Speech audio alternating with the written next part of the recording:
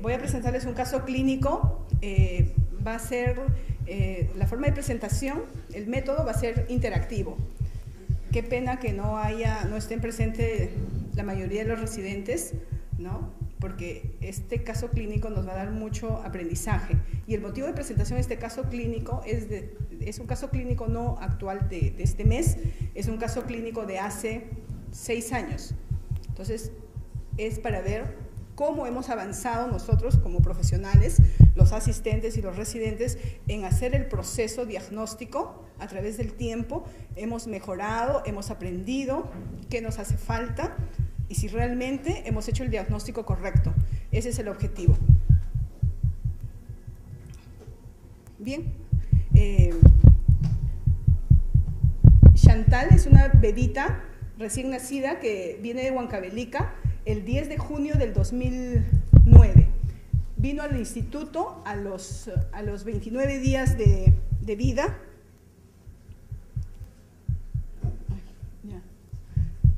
Bien, con el antecedente de ser el producto de segunda gestación, haber pesado 2 kilos por parto vaginal y haber tenido sepsis neonatal durante su primera semana de vida. Estuvo hospitalizado en el hospital de Huancavelica, recibió antibiótico-terapia por 7 días. Sus padres son jóvenes de 19 y 20 años, papá y mamá, y tienen un primer bebé de 2 años, ¿no?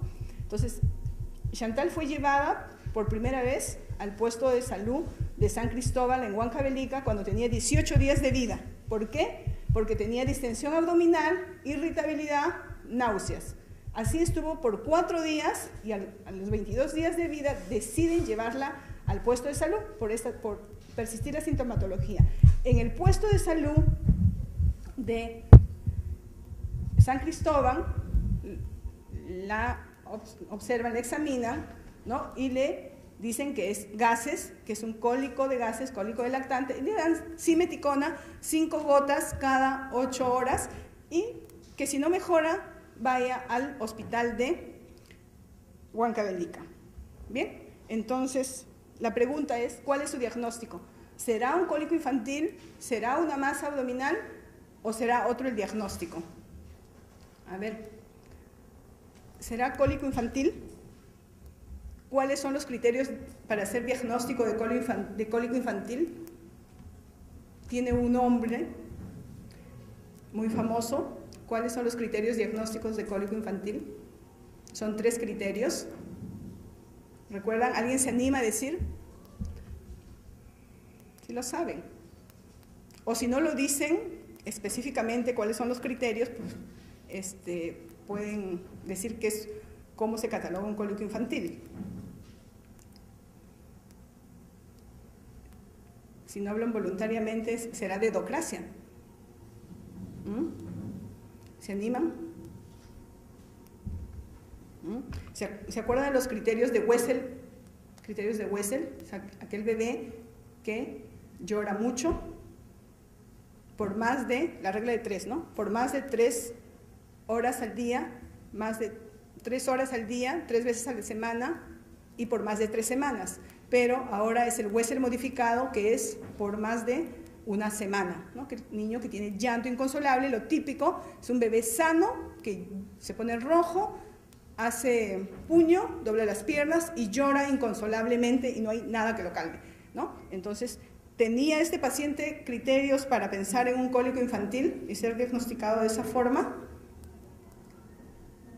Bien, la distensión abdominal no es progresiva. Este niño tenía un cuadro de irritabilidad y distensión abdominal progresiva y además el cólico es episódica, no es persistente. Entonces, la otra posibilidad será una masa abdominal.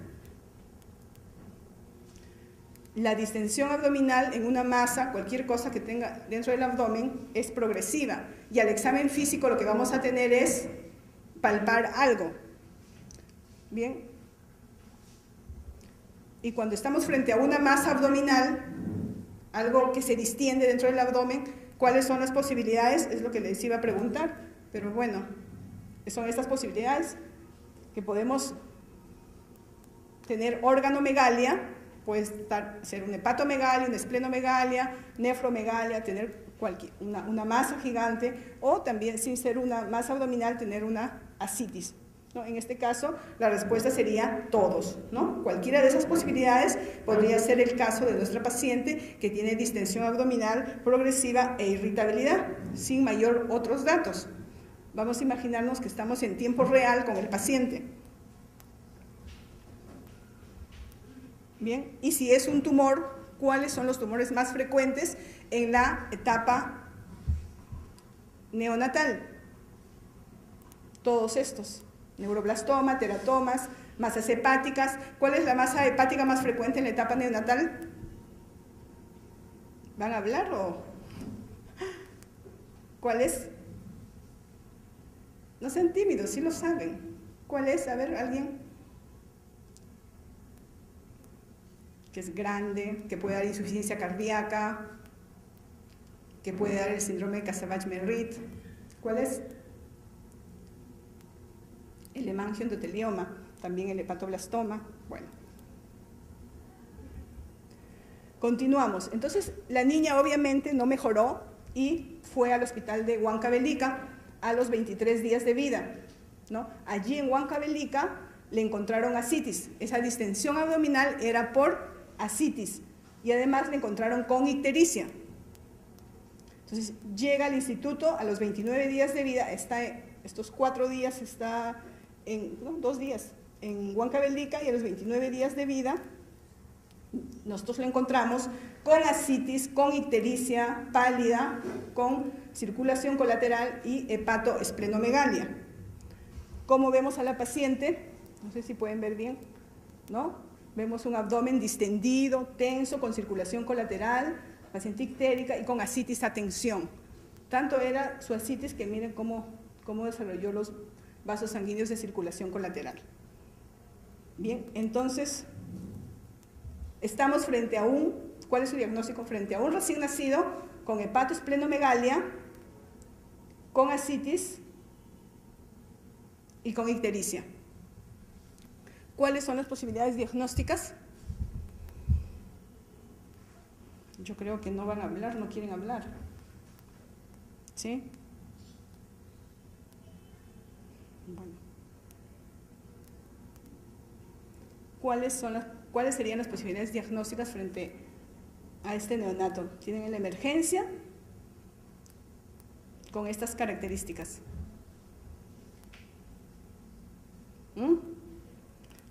O le voy a preguntar al doctor Alarcón. La verdad que me gustaría tener una pizarra multimedia para que así todo el mundo participe en su pizarra multimedia. Bueno, eso lo tendremos cuando haya cambio de director, ¿no? Entonces, probablemente, de repente, que nos escuche el próximo director, si es que hay por aquí alguien, ¿no? ¿Ves? Necesitamos una pizarra multimedia. A ver, chicos, ¿se animan? Neonato, hepatoesplenomegalia, ascitis e ictericia. Digan, ¿no? ¿Nadie? Bueno, continuemos. No sé, que no quieren hablar.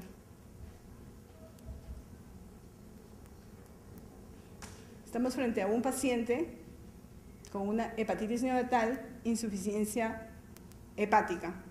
Entonces, podrán preguntar ustedes, pero podemos decir que y poner el diagnóstico de colestasis neonatal, podemos poner, pero al ver un paciente que tiene estas características, esto habla de severidad.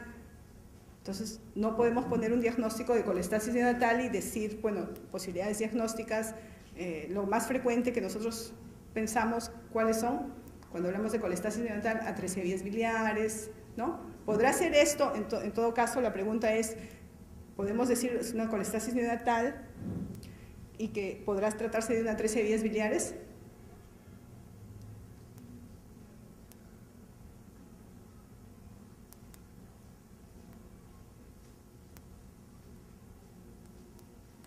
Yo creo que hasta ahí un reciente tiene que ya... Claro. A ver, doctor. Porque si no, todo lo voy a hablar yo, pues ese no es el objetivo, ¿no?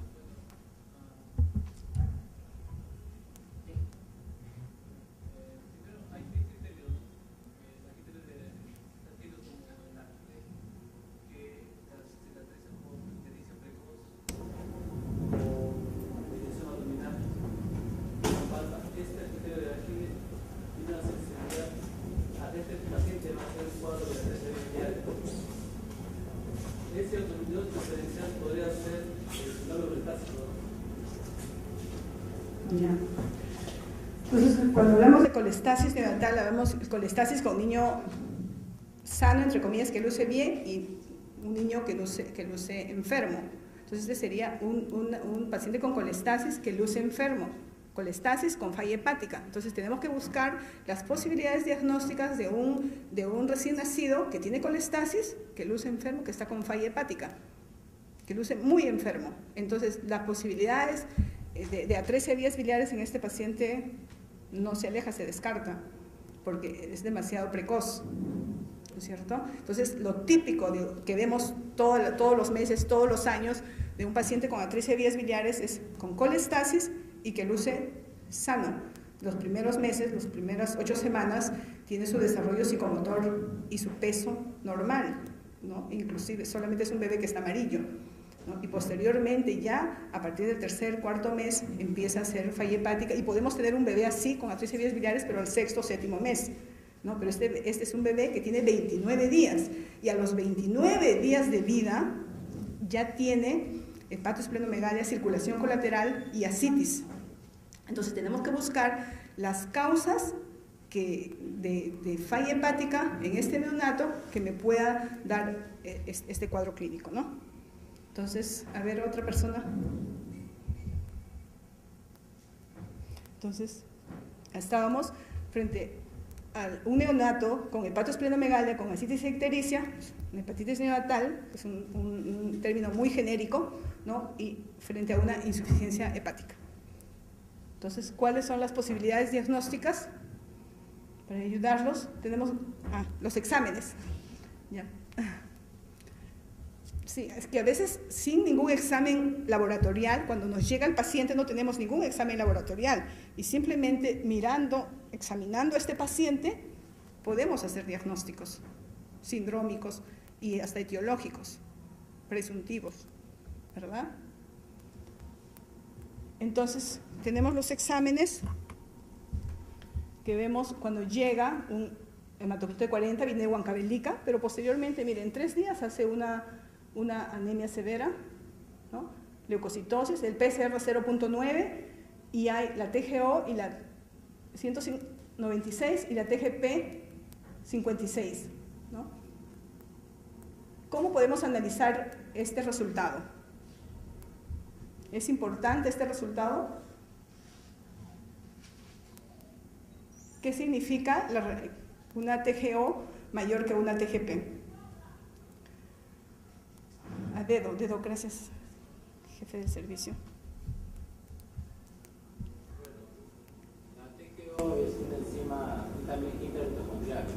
Entonces, cuando la TGO es mayor que la TGP, es la expresión de un mayor daño a nivel del hepatocito, una injuria.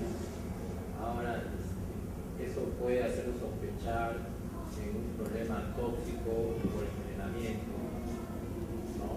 Pero también en hepatopatías, en etiología infecciosa pero seria, ¿no? También hay una correlación con la severidad de la enfermedad.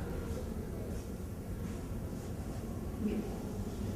Sí, efectivamente, la TGO mayor que la TGP, o si podemos tener una TGP incluso normal, podemos pensar que es una enfermedad de repente no hepática, de otra etiología, que no es de causa hepática, por la procedencia de la TGO. Pero sí, la TGO es mayor que la TGP y hay algo de inflamación, algo de aumento de la TGP, habla de severidad y estamos frente al cuadro clínico del paciente como hemos visto en la foto, ¿no?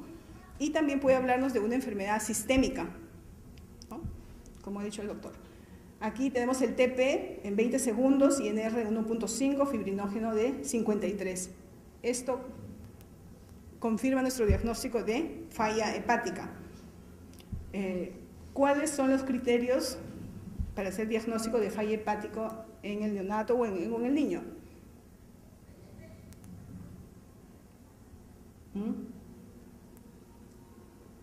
A ver, Jackie. Básicamente es el INR, ¿no? El tiempo de protrombina. Para definir falla hepática internacionalmente tenemos el INR, ¿no? Debemos tener un INR más de 1.5 con encefalopatía o más de 2 y que este INR no corrige con vitamina K. Esa es la definición, básicamente. INR. Más de 2 sin falla hepática. O sea, puede ser más de 2 con o sin encefalopatía. Perfecto. Bien. Entonces también el fibrinógeno bajo nos habla de disfunción de síntesis hepática, ¿no? Severa, hiperbilirrubinemia, hipoglicemia, hiponatremia. Y bueno, aquí todavía el colesterol está normal, digamos, y los triglicéridos también. El TORCH, todo el TORCH que tenemos en la institución fue negativo y los cultivos fueron negativos. Bien, entonces en los días siguientes continuó lo mismo, agravándose la coagulopatía. Bien, entonces con esto, y le hicimos la paracentesis, donde encontramos este hallazgo, ¿no? El gradiente suero-albúmina, ¿sí? Que fue de 3, mayor de 1.1, se habla de hipertensión portal. Entonces, ¿hay peritonitis en este líquido acítico? Porque esa es una cuestión básica, pero que a veces no se conoce, ¿no? A ver, uno de los doctores, de los residentes, que diga si hay peritonitis o no hay peritonitis en esto.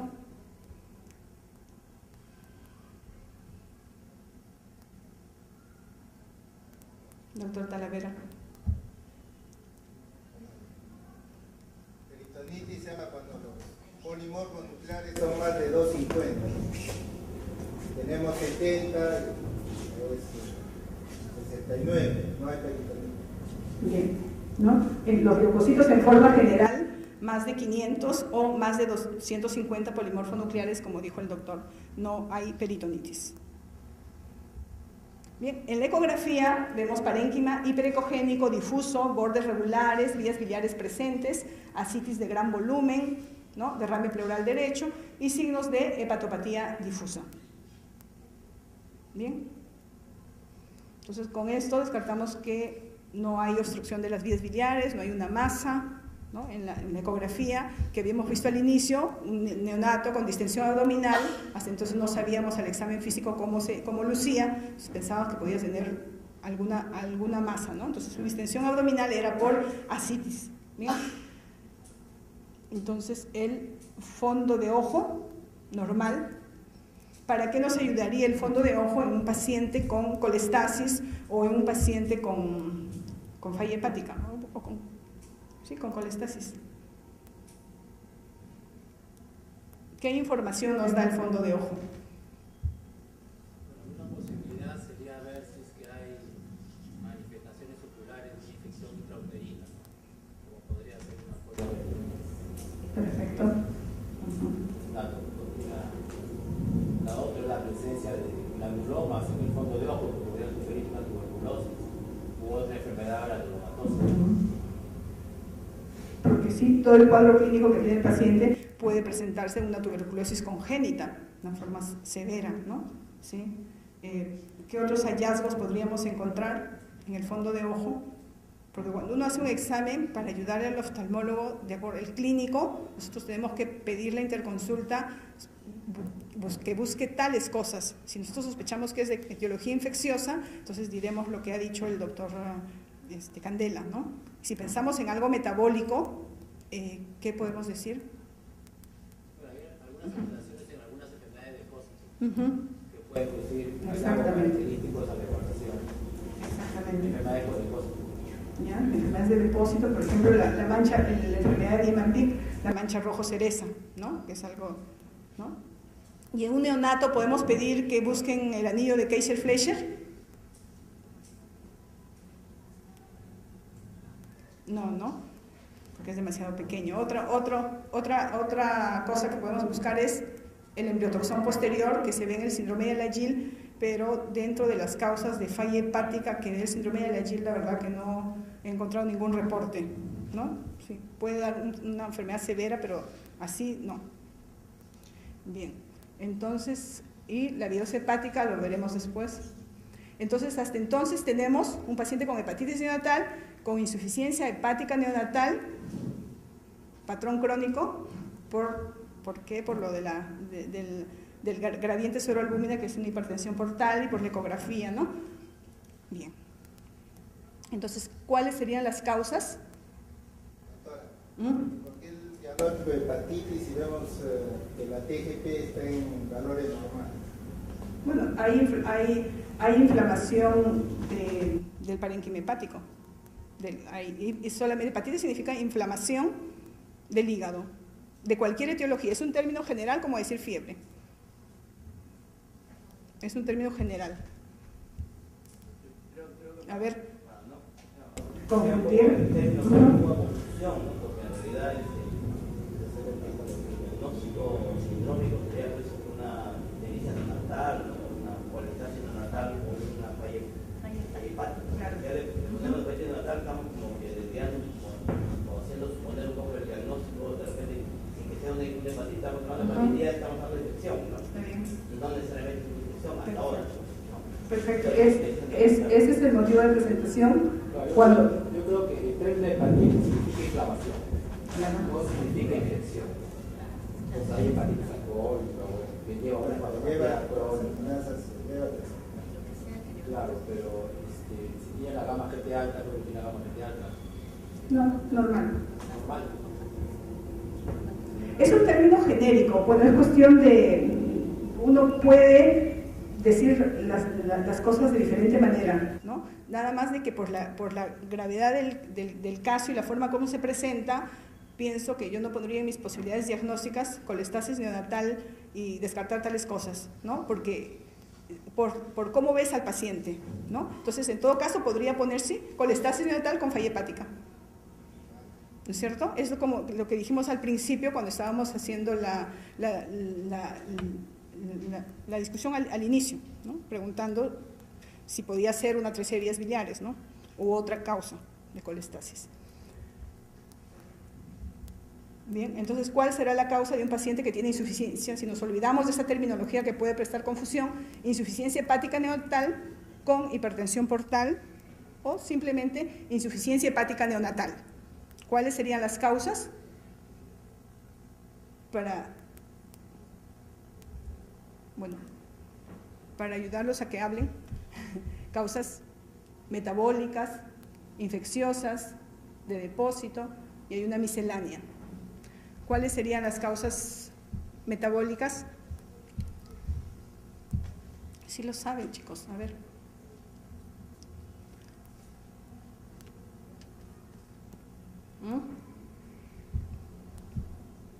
Bueno.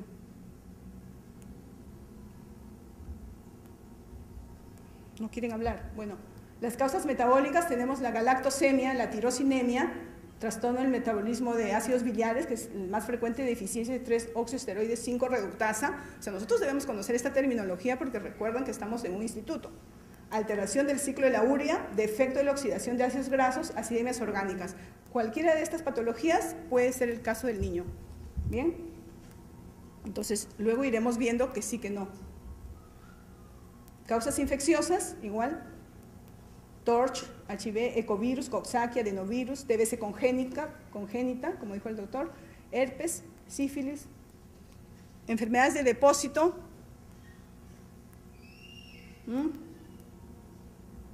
¿alguna? Deficiencia de alfa-1 antitripsina, Zellweger, Niemann-Pick C, glucogenosis tipo 4 y la hemocromatosis neonatal, aunque no es tal enfermedad de depósito. Bueno, otras causas: linfohistiocytosis hemofagocítica, citopatía mitocondrial, el lupus eritematoso sistémico, neuroblastoma hepático, puede dar falla hepática, y el Budd-Chiari neonatal. ¿Será una galactosemia nuestro caso clínico?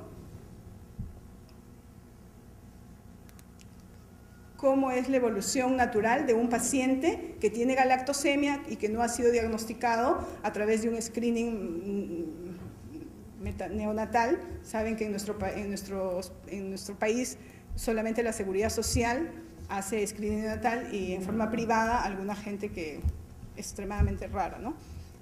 ¿Cuál sería la sintomatología de un paciente con galactosemia? ¿No?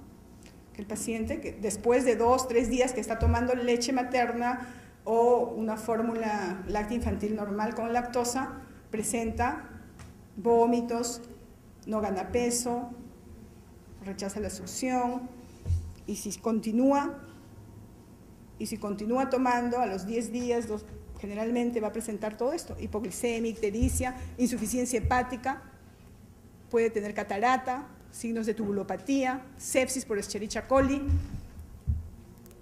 Los 2 pacientes que hemos tenido nosotros han tenido todo este cuadro clínico: sustancias reductoras, positivo en orinas, y el diagnóstico, dosando la actividad enzimática de la galactosa 1-fosfato uridiltransferasa en glóbulos rojos, que debe ser menos de 5%, o la galactosa 1-fosfato más de 10 miligramos, ¿no? Bueno, el 100% de casos deberían ser diagnosticados con screening neonatal, y lo ideal es la prevención. Entonces puede ser una posibilidad. La otra posibilidad será una tirosinemia. Todas las posibilidades pueden ser, pero podemos decir sí por esto, no por esto. Entonces, lo típico, que voy a poner, obviamente no pretendo dar una información completa, total, pero es lo más resaltante, será una tirosinemia. El paciente con tirosinemia tiene colestasis, tubulopatía, crisis de porfiria-like, y el diagnóstico se hace dosando aminoácidos cuantitativo en sangre. La alfa-fetoproteína está elevada, muy elevada, y el diagnóstico se hace o sospecha diagnóstica de la presencia de succinilacetona en orina, y confirmamos con el dosaje enzimático. Bien. Será alteración del ciclo de la urea, ¿no? Es un paciente que es neurológico puramente, no parece ser el caso de nuestro paciente que está en coma, con hiperamonemia, y hay que dosar el ácido orótico y el ácido arginínico, es decir, hacer estudio de aminoacidograma en sangre, en orina, ¿no? Será un defecto de la oxidación de ácidos grasos. Lo que tenemos que observar en el paciente es si tiene clínica, ¿no?, de miopatía, cardiomiopatía, hipoglicemia, hiperamonemia, hay hiperlactacidemia y la presencia de acilcarnitinas disminuidas en sangre, ¿no? Será una acidemia orgánica. Ahora estamos teniendo sospecha, un paciente en gastro, que podemos estar frente a este cuadro que hemos hospitalizado ayer. Acidosis metilmalónica, puede ser una acidemia, ¿no?, propiónica o isovalérica, ¿verdad? Hay compromiso neurológico agudo cuando está en crisis, ¿no? Hay cetonuria y también hay alteración a nivel de los aminoácidos en sangre y orina. Deficiencia de alfa-1 antitripsina. Es extremadamente raro que dé falla hepática, pero sí puede presentarse con colestasis y deficiencia de alfa-1 antitripsina. Fibrosis quística. Hay reportes raros de casos, pero sí, debemos pensar, paciente que se presenta con colestasis, con ascitis y edema. Edema con hipoalbuminemia severa. Esto, la verdad, es típico. Esto es típico de fibrosis quística, con anemia severa, edema, hipoalbuminemia y el test de sudor positivo. El Niemann-Pick-C también es otra posibilidad, con colestasis, neumonitis intersticial, gran esplenomegalia, la esplenomegalia que va cada vez siendo mayor, con ascitis, y posteriormente, si el paciente sobrevive, con cuadro neurológico, ¿no? Enfermedad de Wolman, paciente con hepatomegalia, vómitos, diarrea, desnutrición severa, calcificación de las glándulas suprarrenales, y hay el dosaje enzimático de deficiencia de la lipasa ácida lisosomal. Lo típico de un paciente con falla hepática, y si encuentras tiene diarrea y tiene calcificación de las suprarrenales, es un Wolman hasta no demostrar lo contrario. Eso sí es muy complicado. Bueno, y la causa infecciosa, pues muchas veces quedamos sin diagnóstico y no dosamos esto en todos los pacientes que tienen falla hepática, ¿no? Y otras causas, la linfohistiocytosis hemofagocítica, la citopatía mitocondrial, el ES, el neuroblastoma hepático y el síndrome Budd-Chiari. En relación a la citopatía mitocondrial, pues el diagnóstico es de mutaciones genéticas y es muy raro, pero hay que sospecharlo cuando no tenemos otra causa, ¿no? Entonces, ¿cómo evoluciona Chantal? Igual, distensión, ascitis ictérica, con circulación colateral, hepatosplenomegalia, y se agrega finalmente edema, oliguria y una coagulopatía severa, ¿no? Entonces podemos ver al final tiene anemia, bueno, la gran coagulopatía con hipofibrinogenemia severa, hipoglicemia, hiponatremia, y ya al final, miren, el colesterol y los triglicéridos, ya no tiene nada de reserva hepática, su función de síntesis está extremadamente deteriorada. Entonces, y le hicimos el dosaje, el perfil de hierro, y estos son los resultados. Hierro 135, el porcentaje de saturación de 35.9, la transferrina 375 y la ferritina 3916. Con eso, ¿cuál es el diagnóstico?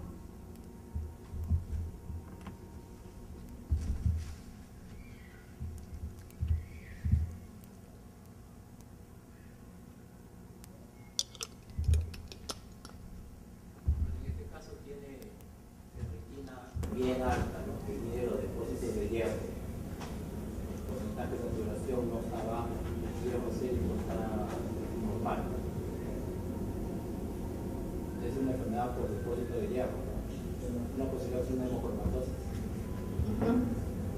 Sí, es esa una posibilidad. La hemocromatosis neonatal. Bien, entonces estamos frente a un paciente con insuficiencia hepática neonatal, por lo que hemos expuesto de la ascitis, circulación colateral, hipertensión portal, por el gradiente, de ecografía con signos de hepatopatía crónica, podemos inducir, y por la severidad del cuadro, atreverme a decir que se trata de una cirrosis hepática congénita con hiperferritinemia, o simplemente insuficiencia hepática neonatal con hiperferritinemia, si nos olvidamos esa palabra que dice cirrosis hepática congénita. Wow, ¿qué pasó? Yo no he hecho nada. Ay, ¿qué pasó?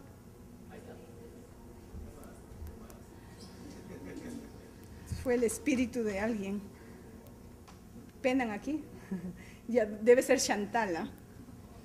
Ya, entonces, insuficiencia hepática neonatal con hiperferritinemia, ¿sí? Entonces, debemos buscar, o sea, una posibilidad, la primera, yo siempre decía, esto es en el 2000, para los que llegaron un poquito tarde, es un caso clínico de junio del 2009. Entonces, el objetivo de la presentación era determinar si realmente hicimos el diagnóstico correcto, hicimos lo correcto y cómo hemos evolucionado los médicos en nuestro conocimiento a través de estos 6 años. Si hemos aprendido algo. Entonces, ¿cuáles son las posibilidades diagnósticas que tenemos? ¿No? Dije, insuficiencia hepática neonatal con hiperferritinemia. Si bien una de las posibilidades es la hemocromatosis neonatal, pero debemos descartar todas las otras posibilidades, ¿verdad? Deficiencia del 3,4-oxoesteroide. Cualquier revisión que tengamos de hemocromatosis neonatal, cualquiera, tiene dosaje de ácidos biliares, menos nosotros. De esto. Ecovirus, todos tienen. Bueno, citomegalovirus ya sería, nos suicidamos si no tenemos esto. Lupus, herpes simple, tirosinemia, pero los que están con raya son los 4 más frecuentes que producen hiperferritinemia 3 cruces. Los demás producen o 2 cruces o 1 cruz de hiperferritinemia. ¿Ya? Tirosinemia, citopatía mitocondrial, Weyer, rubiola, parvovirus B19, fibrosis hepática congénita, linfohistiocytosis hemofagocítica, ¿verdad? Pero también he traído para recordar esto, cuáles son las causas de cirrosis hepática congénita. ¿Sí? Hay cirrosis hepática congénita y que va con hidrus, todos con hidrus, ¿no? Trastornos, defectos de la glicosilación, desórdenes congénitos de la glicosilación, ¿no? Porfiria eritropoyética, la galactosialidosis, la gangliosidosis, mucopolisacaridosis y alidosis. Estos de aquí serían relativamente fáciles de diagnosticar porque veríamos un niño con falla hepática y que es feíto, por ejemplo, como un Harder, algo así, ¿no? Todos, ¿no? Aciduria mevalónica, la Niemann-Pick C, deficiencia de transaldolasa y la enfermedad de Gaucher, ¿verdad? La enfermedad de Gaucher. ¿Bien? Y en la infancia, ya más grandes, igual que el periodo neonatal, pero se agregan todas estas causas, ¿no? Bien, se repite. Bien, entonces, ¿cómo evolucionó Chantal? El perfil de hierro, a través del tiempo, siguió alterado con la ferritina en aumento. Aquí no le dosaron exactamente, decían más de 1000, podía ser 2000 o podía ser 5000, no lo sabemos, y aquí disminuyó. Entonces, ¿qué hicimos nosotros con este paciente? Sí, le diagnosticamos.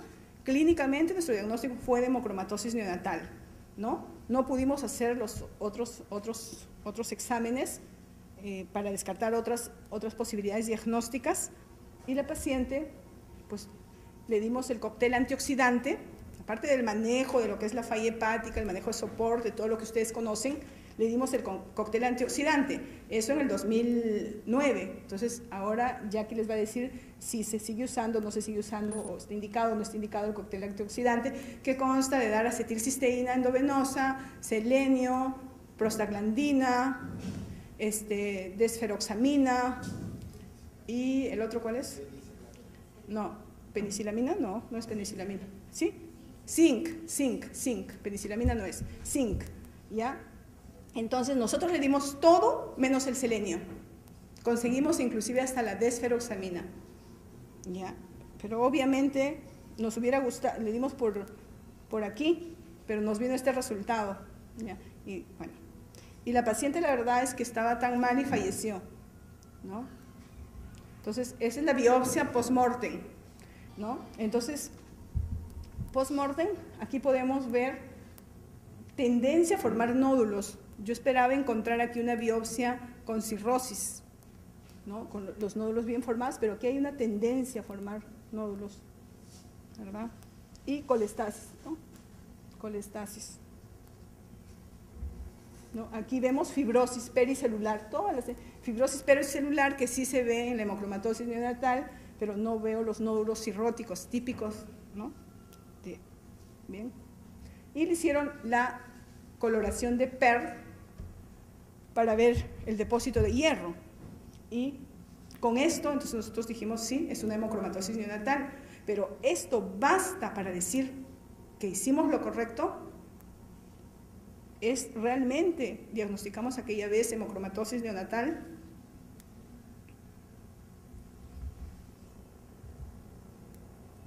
¿No?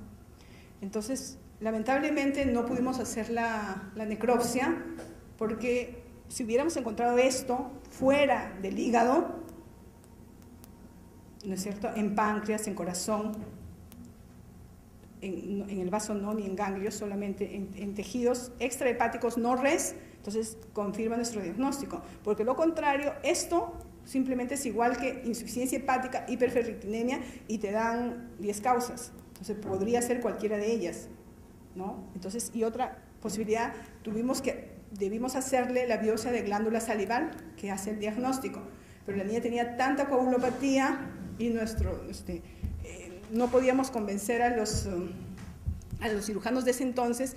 Ahora sí, entonces por eso digo, ¿cómo ha cambiado nuestro proceso de hacer el diagnóstico? O sea, ya hemos tenido como 4 pacientes de cuadro similar, 5, que hemos sospechado en esta patología, y no hemos tenido ningún problema con los cirujanos de cabeza y cuello, y la verdad, con una coagulopatía severa, estabilizándole, le han hecho biopsia, ¿no? Entonces, en ese entonces, hace 6 años, bueno, algo hemos avanzado, ¿no? Entonces, no pudimos hacer la biopsia yugal. Y otra cosa que debimos hacer con esta paciente, si queríamos tener una forma no invasiva de poder reforzar nuestro diagnóstico, es hacer una resonancia magnética. No, tampoco pudimos hacer. Bueno, ahora hacer un neonato, resonancia magnética, en San Borja es extremadamente difícil, ¿no? Bien, entonces, bueno, le dejo a Jackie para que haga la revisión. Gracias.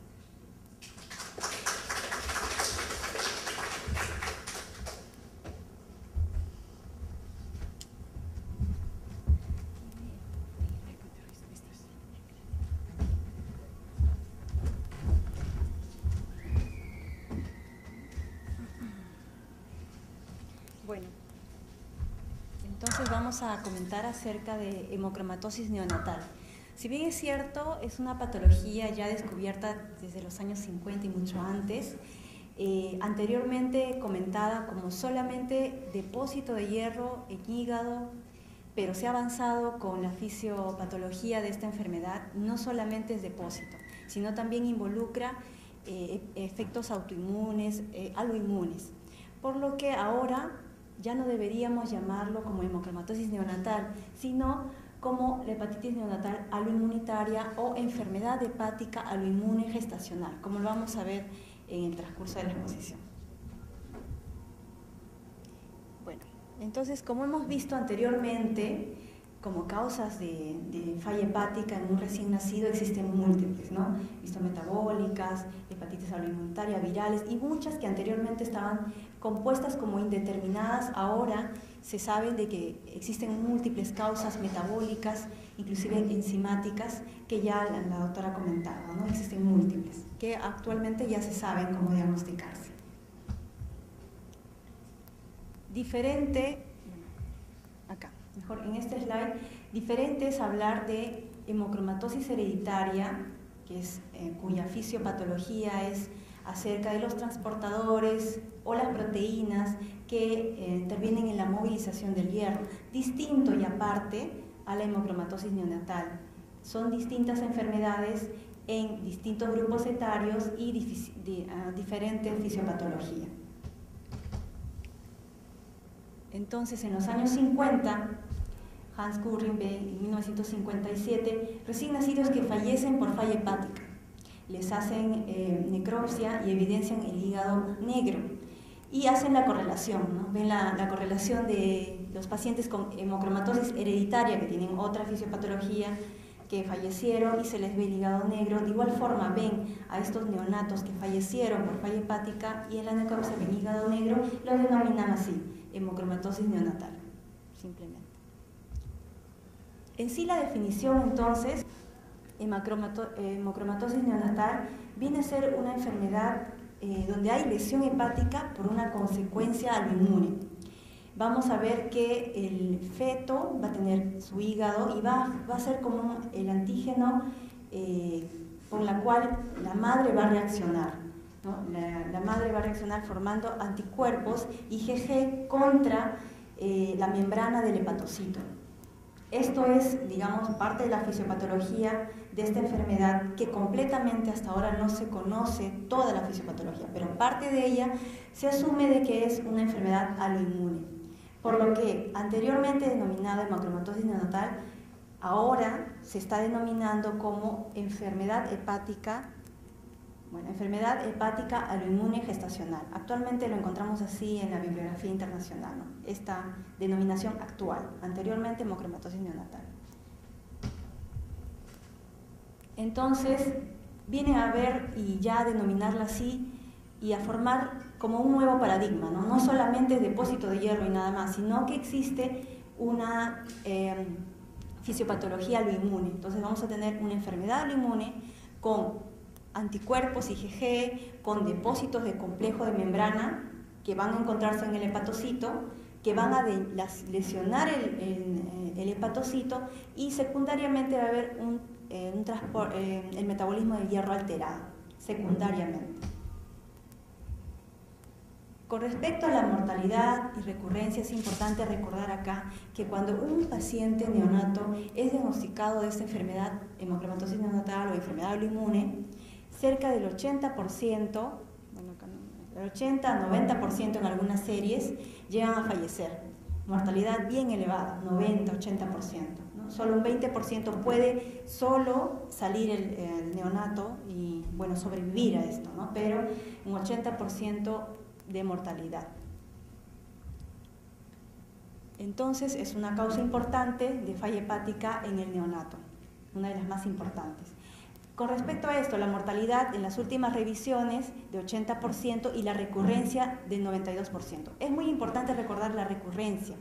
Quiere decir que si una mamá tiene un aborto o un natimuerto o un bebé, un neonato que falleció por falla hepática y se descubre que tuvo hemocromatosis neonatal o esta enfermedad autoinmune, hay un 92% de posibilidades que su nuevo bebé, otro bebé, si vuelve a embarazarse, tenga otra vez la misma enfermedad, así sea del mismo esposo o con otro compromiso. Eso es lo que hay que recordar acá. Mortalidad alta y la recurrencia también alta. Es por eso que el tratamiento también hay, como vamos a ver, preventivo y tratamiento para el neonato. Entonces, a ver, vamos a pasar esto porque es parte de hemocromatosis hereditaria, donde la fisiopatología es de transportadores de hierro, es diferente a la patogenia de la enfermedad hepática aloinmune gestacional, donde es una etiología aloinmune, anticuerpos que pasan de modo pasivo, pasan de la placenta al feto, lesionando así, con IgGs, lesionando así la membrana de los hepatocitos a partir de las 18 semanas de edad gestacional. Entonces cruza la placenta, se une el antígeno que se va a encontrar en la membrana del hepatocito, exactamente cuál no se dice, no se sabe todavía, pero existe, se menciona que en la membrana ocurre el complejo de ataque de membrana, o sea, viene el antígeno IgG, se va a fijar el complemento, que es el complemento C5b9, y a este depósito de complemento se va a denominar el complejo de ataque de membrana. Y cuando hallamos este complejo de ataque de membrana en el hepatocito, decimos que este paciente tiene esta enfermedad, este diagnóstico, ¿no? Es decir, esto actualmente es el gold estándar, el hallazgo del complejo de ataque de membrana es el gold estándar para decir que es una enfermedad aloinmune y que eso lo sacamos con inmunohistoquímica. Con respecto a la clínica ya como el caso que hemos tenido, ¿no? Si hubiera durante el embarazo puede haber oligohidramnios, retardo de crecimiento, muerte fetal. En el recién nacido, como hemos visto, falla hepática, ¿no? Básicamente falla hepática. Es un neonato enfermo, ictérico, enfermo, falla hepática. Eso es lo clásico. Con respecto a la anatomía patológica, a ver, bueno, lo importante de esto es que más del 50%, como vamos a ver en un estudio, se encuentra una fibrosis avanzada o cirrosis, más del 50%. Podemos encontrar también transformación gigantocelular, forma de tapones biliares, que fue lo que encontramos en el paciente en 2009, y la coloración PER positivo, que fue lo que se hizo en el paciente que se presentó. Aparte de los hallazgos en el hígado, también tenemos extrahepáticos, como vienen a ser los acúmulos de hierro en páncreas, en miocardio, tiroides, glándula mucosa bronquial y en las glándulas salivales menores. También ahí se encuentran. Y en algunos casos se puede ver disgenesia renal. Entonces, el complejo de ataque de membrana viene a ser lo más importante aquí para el diagnóstico de certeza, que lo hacemos con inmunohistoquímica. Entonces, este artículo que ha sido publicado en enero del... Estamos bajos, no importa. Que fue publicado en enero de este año, va a entrar en controversia este año. Así es que básicamente lo traje a colación porque estudian natimuertos con esta enfermedad, 12. También estudian recién nacidos vivos con esta enfermedad, con falla hepática, pero de todo este artículo me interesó la patología. Y lo he puesto acá para que se den cuenta, ¿no? En los 12 natimuertos, de ellos 7 que fueron con falla hepática y que tuvieron hemocromatosis neonatal y que se encontró este complejo de ataque de membrana por inmunohistoquímica, 7 de 7, como ven en la línea inferior, 7 de 7, o sea, todos ellos con falla hepática, natimuertos, se encontró este complejo de ataque positivo, inmunohistoquímica positivo. En ellos, de 7, 4, más del 50% tenían una fibrosis con nódulos de regeneración, o sea, tenían cirrosis, eran pacientes cirróticos. Luego, así como, bueno, en otros artículos también mencionan cómo se evidencia estos depósitos de hierro PER positivos, si pueden ver a la izquierda de su visión, en células salivales, glándulas salivales, ¿no? Y acá, bueno, el hígado cirrótico en neonato. Igual acá también una gran inflamación a nivel periportal. Qué pena que no puedo. Bueno. Aquí, por ejemplo, se ve la fibrosis, lo que ven con la tinción tricrómica, ¿no? lo que está de azul. Lo que está de azul es todo el grado de fibrosis y también vemos nódulos de regeneración. Bueno, lo voy a señalar. Acá, por ejemplo, se ve nódulos de regeneración y fibrosis, ¿no? Es un paciente con cirrosis. Y acá esta es la tinción de la inmunistoquímica. Es la inmunistoquímica del complejo mayor, el complejo de ataque de membrana. O sea, este es el que nos da el diagnóstico. Con esto yo digo, este paciente sí tiene la enfermedad alboinmune, sí tiene hemocromatosis neonatal por enfermedad alboinmune. Cuando yo veo esto, ¿no? Es el diagnóstico con inmunohistoquímica, que tiñe de color marrón, como vemos este caso, ¿no? Que, bueno, en el hospital no tenemos, lamentablemente. Entonces, en el laboratorio, todo con respecto a falla hepática, ATP, ¿no? INR alterado, hiperferritinemia, transaminasas que pueden estar normales o elevadas, disfunción renal también podría haber. En imágenes, lo que debemos buscar es en la resonancia los acúmulos de hierro en el hígado y páncreas, es lo típico. En T2 vamos a ver una hipoimagen, y en hipointensa, una imagen hipointensa en T2. Entonces, para hacernos sospechar en una enfermedad, hemocromatosis neonatal, enfermedad autoinmune gestacional, vamos a tener estos puntos que nos va a hacer pensar o sospechar en esta enfermedad, ¿no? Como el tiempo prolongado, hipoglicemia como tuvo nuestro paciente, alfa-fetoproteína también está elevado en esta patología, como en tirosinemia también se encuentra elevado, la ferritina sérica más de 800, las transaminasas elevadas, la saturación de transferrina más de 70, en la mayoría de los casos 70%. Eso asociado a esto, ¿no? Que viene a ser depósito de hierro en glándulas salivales, o sea, en tejido extrahepático, no solamente el hígado, sino también otros tejidos. O si no, y lo mejor sería con inmunohistoquímica la marcación del complejo de ataque de membrana, ¿no? Con eso es lo definitorio. Con respecto al tratamiento, anteriormente sí, como se pensaba que era una enfermedad parecida a la hemocromatosis hereditaria y se utilizaba desferroxamina, entonces se pensó anteriormente que el cóctel antioxidante se podía utilizar en esta patología, en hemocromatosis neonatal, pero lo que se ha descubierto es de que igual, a los pacientes se le da el cóctel antioxidante, igual fallecen, o sea, no está indicado darlo. ¿Y cuál es el tratamiento actualmente para esta patología? Tenemos dos puntos, un tratamiento preventivo a la madre gestante que ya tuvo un aborto, que tuvo un niño que falleció por esto, que es el tratamiento preventivo a la mamá, y otro que es el tratamiento ya propio al neonato, que tiene la enfermedad, ¿no? El tratamiento preventivo tenemos el dar a la madre inmunoglobulina humana, 1 gramo por kilo, desde la semana 18 de la edad gestacional, todo semanalmente hasta que nazca el niño. Eso es parte del tratamiento actual, ¿no? Aquí igual es la revisión también de 2014, 1 gramo por kilo por peso desde la semana 18 semanalmente hasta que nazca el bebé. Esa es parte del tratamiento. Y con este estudio dan este tratamiento, obviamente que mejora la mortalidad, pero también se ve que el niño nace, tiene hiperglicemia elevada, pero mejora a 14 días o a los 2 meses, pero no llega a tan alta mortalidad. Y con respecto, eso es para la madre, preventivo. Pero si el niño ya nace y ya tiene esta enfermedad, ¿qué es lo que comentan los estudios? Comentan los estudios de dar inmunoglobulina humana de igual dosis, 1 gramo por kilo, una sola vez, antes del mes de vida. Y con exsanguíneo transfusión. Esos son los estudios que hay, ¿no?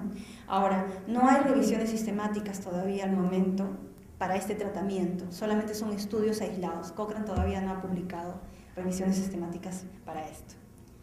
Bueno, y eso sería todo, ¿no?